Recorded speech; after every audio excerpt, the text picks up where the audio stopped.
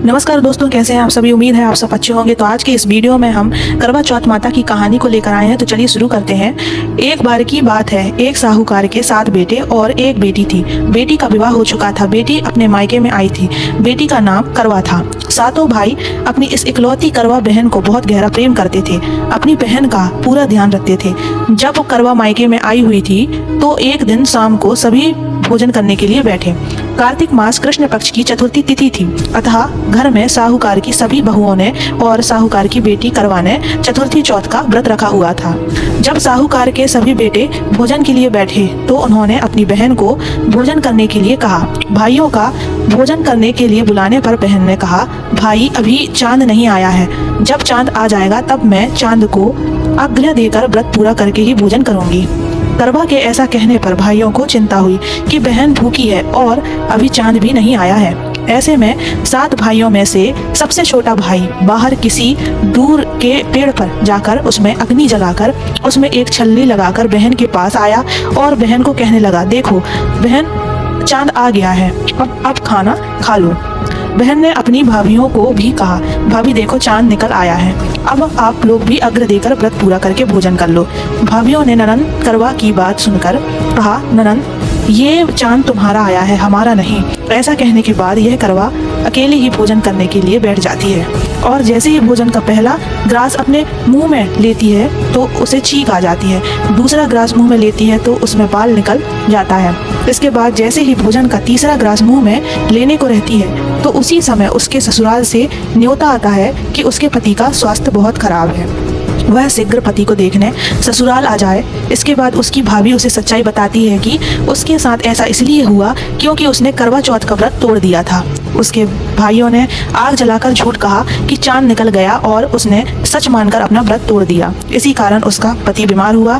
सच्चाई जानने के बाद जब करवा अपने ससुराल को जाती और यह प्रतिज्ञा करती कि मैं अपने पति को कुछ नहीं होने दूंगी। दुर्भाग्यवश जब करवा अपने ससुराल पहुंचती तो उसका पति प्राण छोड़ चुका होता है। पति के प्राण चले जाने पर करवा अपने दुख को सहन नहीं कर पाती और सभी से कहती कि मैं अपने पति का अंतिम संस्कार नहीं होने दूंगी। मैं अपने पति से दूर नहीं रह सकती। मैं एक पतिव्रता और सतीत्व की शक्ति से अपने पति के प्राणों को वापस लाऊंगी। करवा की इन बातों को सुनकर सब उसे पागल पागल कहने लगते हैं और करवा के पति को शमशान में अंतिम संस्कार के लिए ले जाते हैं।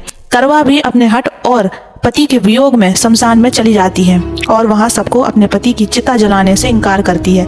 करवा की बार बार जिद करने पर सभी पारिवारिक लोग करवा की बात मान लेते हैं और करवा के पति का अंतिम संस्कार नहीं करते हैं। सब घर चले जाते हैं। करवा अपने मृत पति को लेकर दूर कहीं एक झोपड़ी में रहने लगती है और अपने पति को जीवित करने के लिए भगवान की पूजा व्रत आदि करने लगती है। 1 साल बीत जाता है। करवा उसी दिन का इंतजार करती है जब उसने अपने मायके में चतुर्थी व्रत का पालन नहीं किया था। 1 वर्ष बीतने के बाद जब फिर से वही कार्तिक मास की चतुर्थी का दिन आता है तो करवा अपने पति के प्राणों के लिए निर्जला करवा चौथ का व्रत रखती है। करवा अपने पति को पुनर्जीवित करने के लिए माँ जगदम्बा से प्रार्थना करती है कि मेरे पति के प्राणों को वापस लाए, मुझे मेरा सुहाग वापस लौटाए। जब करवा का यह व्रत पूरा होने को रहता है तो उसके व्रत से माँ प्रसन्न हो जाती है और उसे कहती है कि यदि तुम अपने पति के प्राणों को वापस लाना चाहती हो तो अपनी सबसे छोटी भाभी के पास जाओ, वही तुम्हारे पति के प्राणों को वापस ला सकती है। क्योंकि करवा का व्रत तोड़ने का कारण उसका सबसे छोटा भाई ही था। उसी ने पेड़ पर अग्नि जलाकर बहन को झूठ कहा था कि चांद आ गया है। अतः करवा अपनी सबसे छोटी भाभी के पास जाती है और उनके पाँव को पकड़कर कहने लगती है कि मुझे मेरा सुहाग वापस दिलवा दो। बार बार कहने से करवा की भाभी अपनी छोटी उंगली को चीरकर उससे रक्त अमृत निकालती है और करवा के पति के मुंह में डालती है। ऐसा करने पर करवा का पति जय गणेश जय गौरी, जय गणेश जय गौरी कहता हुआ पुनर्जीवित हो जाता है। इस प्रकार भगवान की कृपा से करवा का पति वापस आ जाता है। तब करवा माँ गौरी से प्रार्थना करती है कि हे माँ गौरी, जिस प्रकार आज आपने इस करवा को फिर से सुहागन बनाया है और चीर सुहागन का वरदान दिया, ठीक उसी प्रकार हे माँ सभी स्त्रियों को सुहागन का वरदान मिले। तो दोस्तों, यह थी करवा चौथ माता की व्रत कथा। यदि आपको हमारा वीडियो पसंद आया हो तो चैनल को सब्सक्राइब करें, लाइक करें और वीडियो को शेयर करना ना भूलें। धन्यवाद।